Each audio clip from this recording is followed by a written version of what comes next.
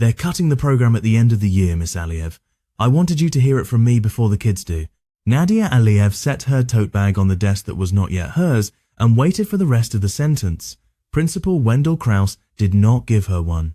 He gave her the particle board music room, 3 rows of folding chairs, an upright piano with a cracked C sharp, a metal cabinet of method books from 1994, and a folded sheet of pink paper that said, at the top, Budget Revision Summary Jefferson Pike Middle School. Line 47 was highlighted. Music and Performing Arts. Recommend, eliminate. It was the first day of the school year. She had unpacked exactly 1 box. "How many years did the last teacher hold it together?" she asked. Her voice came out steadier than she felt. 11. He looked at her shoes, sensible flats, scuffed at the toe and then at her face, which was 36 and tired in a way he was clearly trying to estimate. "She retired in June. The board needs a number by the spring. Between you and me, the number's coming, whether the program is here or not." "I'm sorry," I argued. He closed the door so softly, she almost missed it. Nadia stood very still. Outside in the corridor, a bell tore through the building like a saw, and 300 kids began the migration that would, in 12 minutes, deliver 58 of them to her room. She lifted the lid of the upright. She set her fingers on the keys without pressing. The action was sluggish. The C-sharp clicked. The bench wobbled. She had played a Steinway in a Brooklyn studio at 8 in the morning 2 days before she had signed the divorce papers and bought a Honda. Now she had this. She thought, briefly and without drama, that she could be back on a session call by Tuesday if she made 1 phone call tonight. Then the first class came in. They were 7th graders. 3 had braces. 2 girls in the back were already braiding each other's hair against their will. A boy in a blue jacket sat in the front row with his arms crossed so tightly his shoulders touched his ears. "My name is Miss Aliev," she said. "I am your new music teacher. We are going to do something I want all of you to remember, and we are going to start right now." She walked to the upright and opened it again. She did not sit. She played a single chord, A minor, simple, no flourish, and let it ring out into a room of 58 children who had been told for 3 years that music was the period before lunch. The boy in the blue jacket uncrossed his arms half an inch. "That's the saddest one," he said, before he could stop himself. "That," Nadia said, "is the one we are going to chase all year." The pink paper sat on the desk like a small animal she refused to feed. She did not tell the kids. She told the night janitor, Reuben, whose son had played trumpet in this room 6 years before the trumpets were sold. She told her sister on the phone in the parking lot. Everyone else got the same. Nadia. At the door at 7:18, the room unlocked, the C-sharp tuned with a wrench by a man Reuben knew on the 2nd weekend. By the end of the 3rd week, she had counted the building. 58 7th graders, 41 8th graders, 36 6th graders, 135 children, 4 periods a day. She had 3 real instruments, the upright, a cracked viola from a donation bin, and a snare drum without a stand, and 17 plastic recorders that had survived the last cull. She had a board meeting on a calendar in May that she had circled in pencil. She made a list. She put it inside the cover of her grade book where no administrator would think to look. It said 3 words, "Show them something." The boy in the blue jacket was named Darius Hill. He could not, on day 1, name a single composer. On day 6, he asked her, very quietly, while the rest of the class filed out, whether the saddest chord had a number. She wrote A minor on the corner of his folder. He nodded and left. The next morning she came in at 7:11 and Darius was already sitting on the bench, picking out the chord with 1 finger, getting it wrong, getting it almost right, getting it right. "Show me middle C," he said. She showed him. He stayed for 20 minutes and was late to homeroom. She wrote a note explaining and Mr. Krauss signed it without looking up. It started like that. 1 kid, then 2. By October, she had a roster pinned inside the cabinet. Darius piano, Lena Ortiz voice she did not yet know she could sing, but Nadia had heard her hum in the lunch line and known Marcus Tran's snare, the only one tall enough to play it standing. The Okonkwo twins recorder and recorder, identical and serious, a 6th grader named Beatrix who had brought in her grandmother's accordion in a garbage bag because her mother told her to get it out of the house or play it. 11 kids by Halloween, 19 by Thanksgiving, 31 by the holiday concert, which they did not have because there was no auditorium budget and no money for a janitor on a weekend. She held it in the gymnasium instead. The principal said he could not promote it. She made the flyers on a copier the science department was not watching, and the kids put them up themselves between periods. 240 people came. The accordion came. The cracked viola came. Darius opened with the saddest chord and a small original piece they had built around it over 6 weeks, 8 measures long, repeated 3 times, each time with one more voice added, until Lena Ortiz stepped out from behind the bleachers and sang a single sustained note above it that turned the gym into a cathedral for 9 seconds. Mr. Krause stood at the back. His arms were not crossed. Nadia did not see him cry because she was watching the kids, but Ruben told her later that he had. The pink paper still sat in her drawer. In January, the district sent a memo. Line 47 was no longer a recommendation. It was a confirmed item on the spring vote. 3 school programs were being cut to balance the deficit. Music and performing arts at Jefferson Pike was the smallest line, the easiest to remove, the one with the least letterhead behind it. The vote was in late March. The teacher of record was invited, as a courtesy, to address the board for 3 minutes. 3 minutes? Nadia read the memo twice and put it under the pink paper. She did not tell the kids about the vote. She told Darius's mother, a home health aide named Renita, who came to pick him up the one afternoon he forgot his bus pass, and Renita said, very quietly, then we'd better make the 3 minutes count. In February, the cold snap broke the heat in the music room for 2 days. The kids practiced in their coats. Beatrix's accordion stuck in 3 places, and they laughed at it, and then they fixed it with a hairdryer Lena had brought from home, and then they played it. A man from the local newspaper came to write a piece about the cold snap and wrote about the music instead. The piece ran on page 4. Mr. Krause left a copy on Nadia's desk with a post-it, keep going. She kept going. By the first week of March, they had a piece, not a recital piece, a real piece.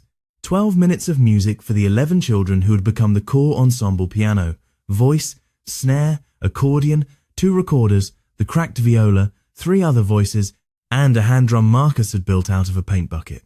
Darius had written the opening chord progression himself in November, and Nadia had taught him, week by week, how to extend it. Lena had brought in a melody her grandmother used to hum in Spanish while she cooked. The Okonkwo twins had counter melodies that sounded, when they locked, like a single instrument neither of them owned. Beatrix's accordion held the low end like a small church organ. They called the piece, without irony, Line 47. Nadia did not name it. The kids named it. They had figured out, the way kids figure things out, that the room they loved was about to be taken away. The night before the board meeting, she sat on the floor of her apartment with a yellow legal pad and tried to write 3 minutes of speech. She wrote about her father, a piano tuner in Tashkent, who had moved his family across an ocean so his daughters could learn an instrument that did not require a permit. She crossed it out. She wrote about Brooklyn, about the night a singer she would not name had told her she had the most generous left hand the singer had ever recorded with. She crossed it out. She wrote about the divorce. She crossed it out faster. At 1 a.m, she set the legal pad down and called Renita. I can't say it in 3 minutes, she said. I'm not good enough with words. Then don't use words, Renita said. The board met at the district administration building, a brown rectangle on a 4-lane road, in a room with 78 folding chairs and a long table at the front behind which 7 adults sat with bottles of water. The vote on 3 program cuts was item 9 on the agenda. Item 1 was an HVAC contract. Item 2 was parking. Nadia sat in the second row with a cracked viola case at her feet and a small folder of music on her lap. Renita sat behind her. Mr. Krause sat at the back, his hands folded, his face unreadable. The kids were not there. Nadia had told them, gently, that they had homework. She had lied. She had asked the building custodian, a friend of Ruben's, of course, to let 11th, 7th and 8th graders into a side hallway at 6:45 and to keep them quiet until she sent for them. At 7:32, the chair called item 9. He read the memo aloud. He thanked the affected staff for their patience. He invited the teacher of record at Jefferson Pike to speak for 3 minutes. Nadia stood. The room was warm and smelled like coffee and floor wax.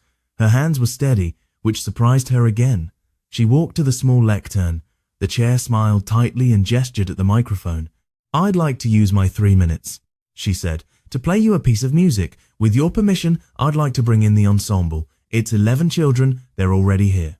A board member at the far end of the table, a woman with reading glasses on a chain, set down her pen. The chair hesitated. He looked at his watch. He looked at the woman with the chain. He looked at the parking lot full of cars that meant the meeting could not run late. 3 minutes, he said. 3 minutes, Nadia said. She nodded to the back of the room.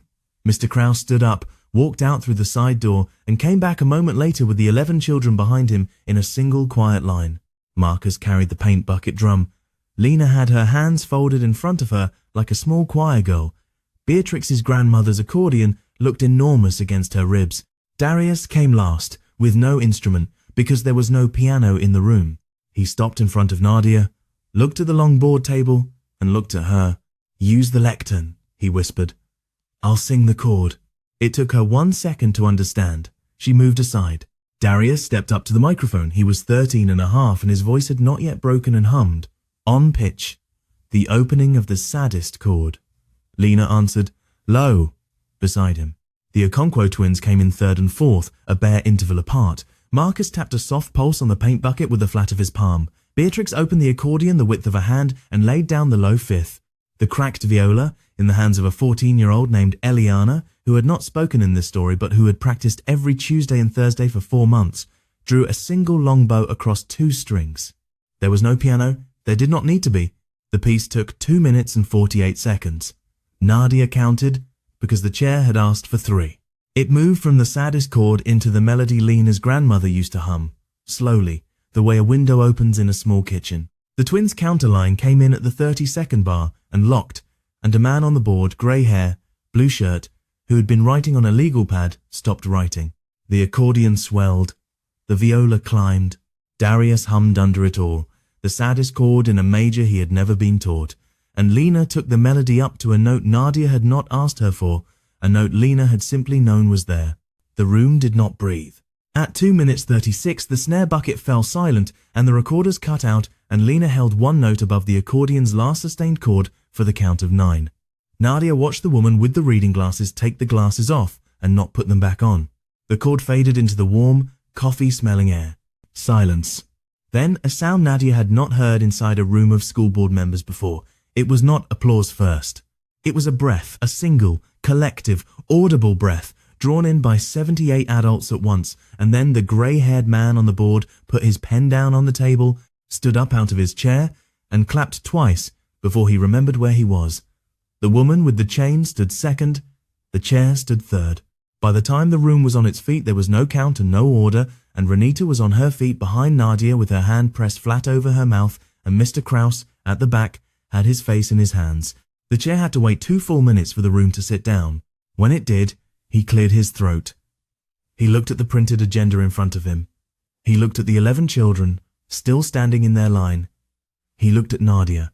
"Item 9, he said carefully, will be tabled until the next session. I would like, with the board's indulgence, to recommend that Jefferson Pike's music program not be considered for elimination this cycle." A second board member said, "Seconded." The vote was unanimous. It took 30 seconds. Outside, in the parking lot, the kids did not cheer. They were too tired and too proud and too aware that something had just happened that they would understand more fully in 10 years than they did that night. Renita hugged Darius from behind. The Okonkwo twins held hands. Beatrix asked Nadia very seriously whether they could do the piece again at the spring concert, but with the piano this time. "Yes," Nadia said. "With the piano this time." Mr. Kraus walked her to her Honda. He did not say much. At the driver's door, he turned and said, "I have a budget meeting on Tuesday. There's a line for an arts coordinator across 3 schools. The number isn't large, but it's a number. I'd like to put your name on it, if you'll let me." She thought about Brooklyn. She thought about the Steinway and the 8 in the morning sessions and the singer with the generous left hand. She thought about her father in Tashkent, who had moved an ocean for a daughter who could play. She thought about Darius, humming the saddest chord into a microphone for a room of 78 strangers. "Yes," she said. She drove home with the window cracked open. Somewhere on the 4-lane road she realized she was humming Lena's grandmother's melody under her breath, and that she had not, for the first time in nearly 2 years, thought once that evening about the studio she had left, or the marriage she had ended, or the woman she had been before the pink paper landed on her desk. She had been, all night, the woman she was now. In her glove compartment, folded in half, was the pink paper. Line 47, still highlighted. She would keep it. She would tape it inside the cabinet next to the roster. Not as a wound, as a date, the room they loved had almost gone away, and the 11 children who had stood up in a brown rectangle on a 4-lane road and made 78 adults stand up with them. The C-sharp in the upright was still cracked, the bench still wobbled, the viola was still cracked, the accordion still stuck in 3 places.